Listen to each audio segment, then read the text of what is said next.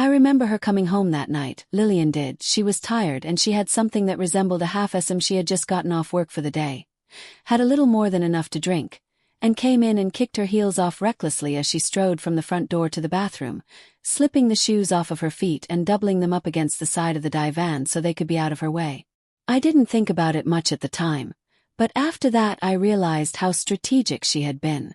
She spent close to 40 minutes fixing herself up, combing her hair, applying fresh makeup, dabbing a light perfume that clung in the air like a memory.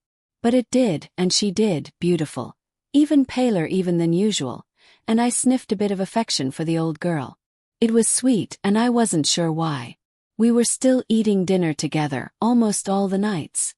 It had not been extravagant, just simple food made with love, but the routine had grown strained over time too.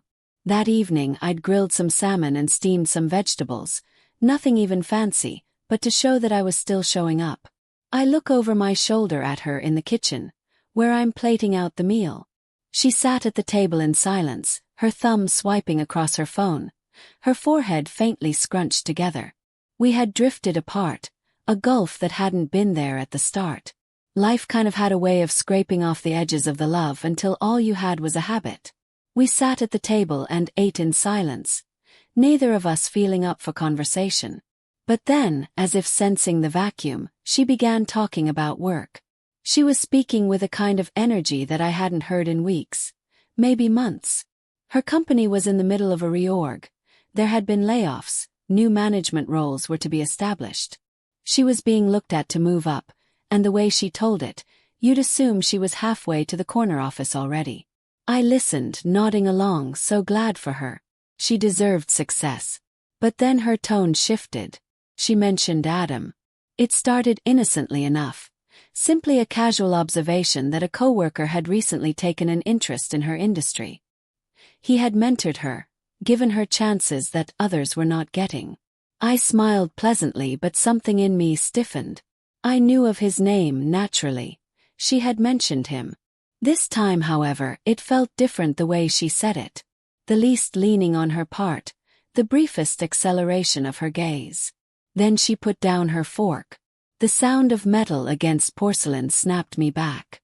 She was looking at me the way she did before, no longer smiling or perked up. Her face was blank, almost clinical.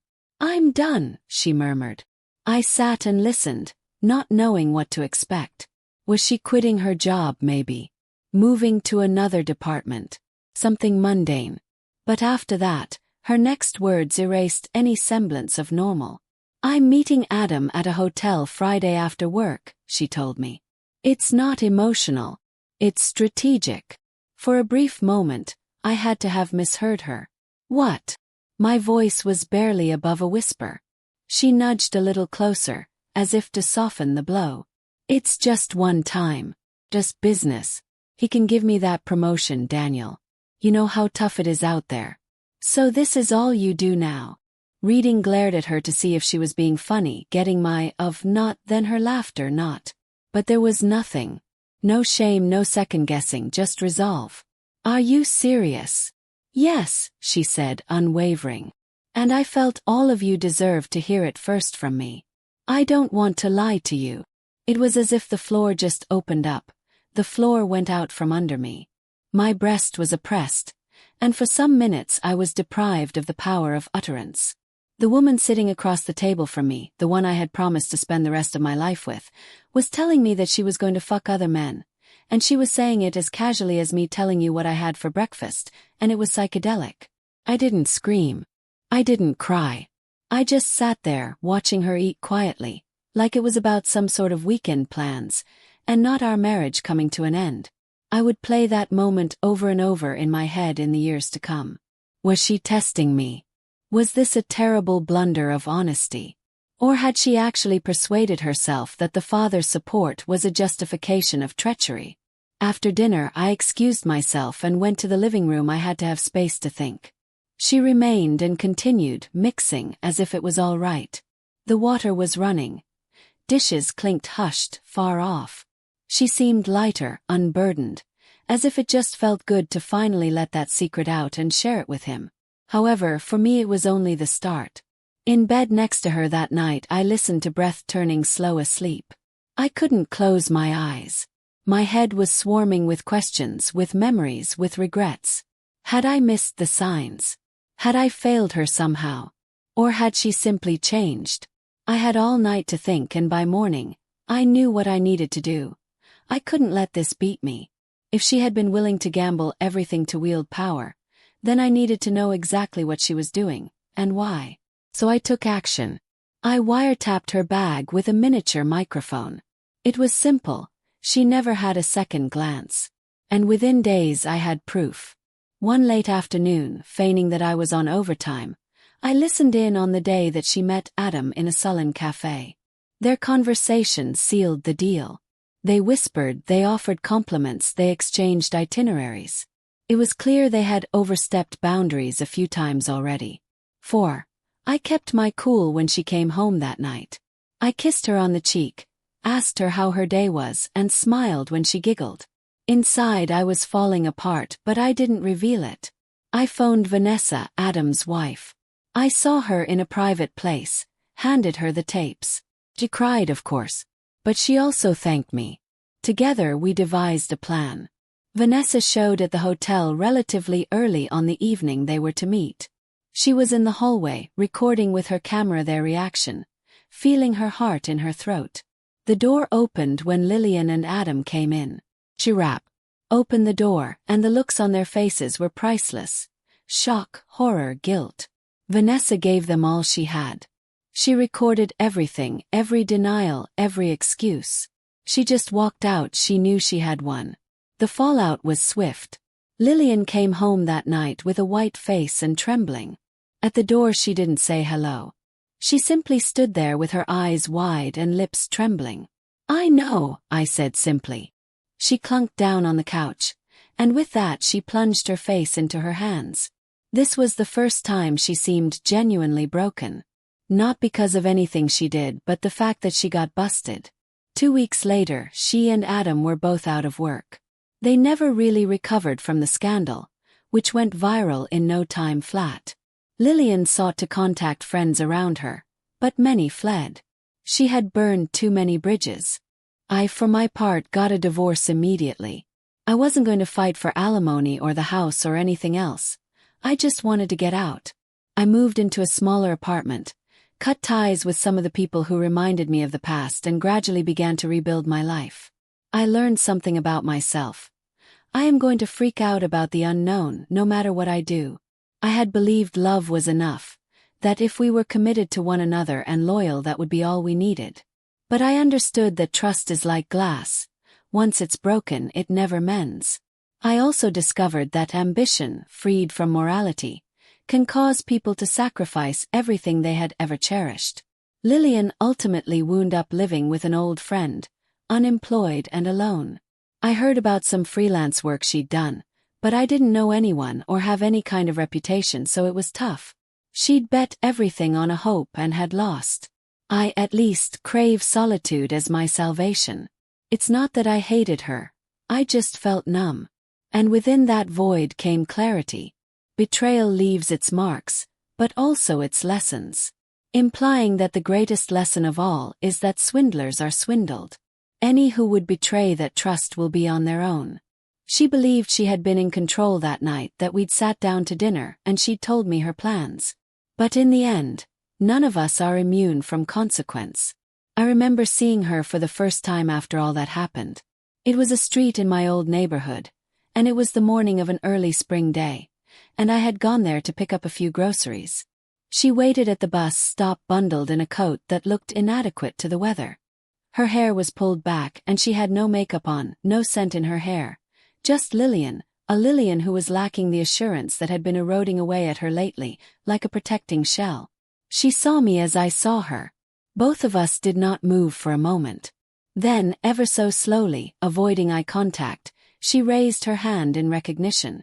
I nodded back, unsure if I should go or stay. "I heard you'd moved," she said in a thick voice as I approached. Her voice was lower as well. The bitter edge that had appeared in it in our final months together was no longer there. "Yeah," I replied. "It's been good." She smiled faintly. I'm glad.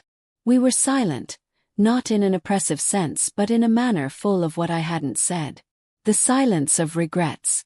I called, she continued after a beat. I know, I said. I just wasn't ready. She nodded, holding out her hands. I don't blame you. We stood as the wind picked up, furling the dry leaves onto the sidewalk. They were oblivious, as passers-by now walked around the two strangers who stood under a sky that was gray. I lost everything, she said in a small voice. I didn't respond right away. I knew she meant more than just our marriage. That alone would have crushed someone. But she'd lost her job, her reputation, the life she'd worked to build for herself. And though a part of me still smarted from betrayal, a part of me was twisted in sympathy. I never wanted this for you, I finally said. She looked at me then, eyes straining mine. Did you ever love me? The question surprised me. Not that I haven't thought of that, I have about 1,000 times a day for the last couple months. Yes, I answered honestly. I did. And I loved you more than I ever imagined I could love anyone. She swallowed and nodded again. A lone tear rolled down her face, but she didn't make any attempt to wipe it off. I loved you too, she said quietly. But I got scared. Of what? Yes. That I was not enough, she reasoned. That I could never possibly, ever, give enough to keep you no matter how hard I tried. That work was the only thing I had control over the results. I looked down at her, and for the very first time, maybe this wasn't all about ambition.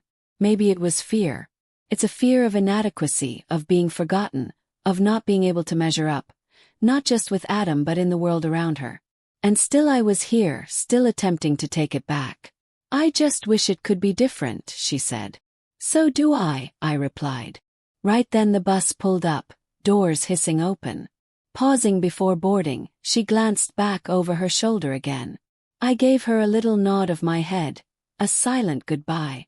The car drove off and I turned and walked the other way, a little bit sadder and a little bit lighter. Over the next few months I was moving on, both emotionally and professionally.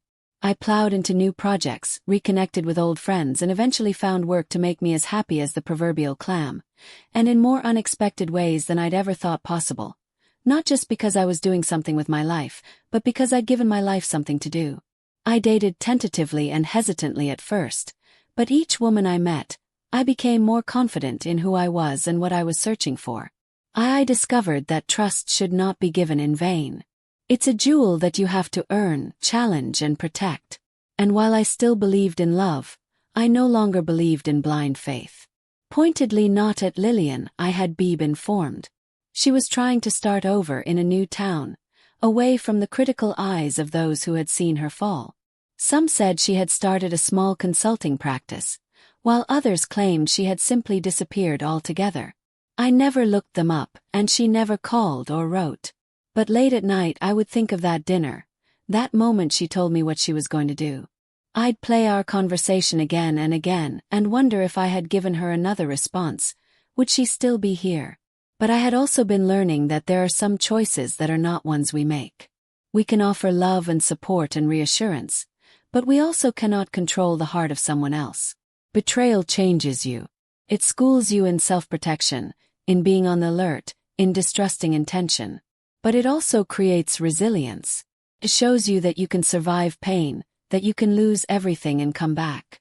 And most important, it's a reminder that one can elude consequence for only so long.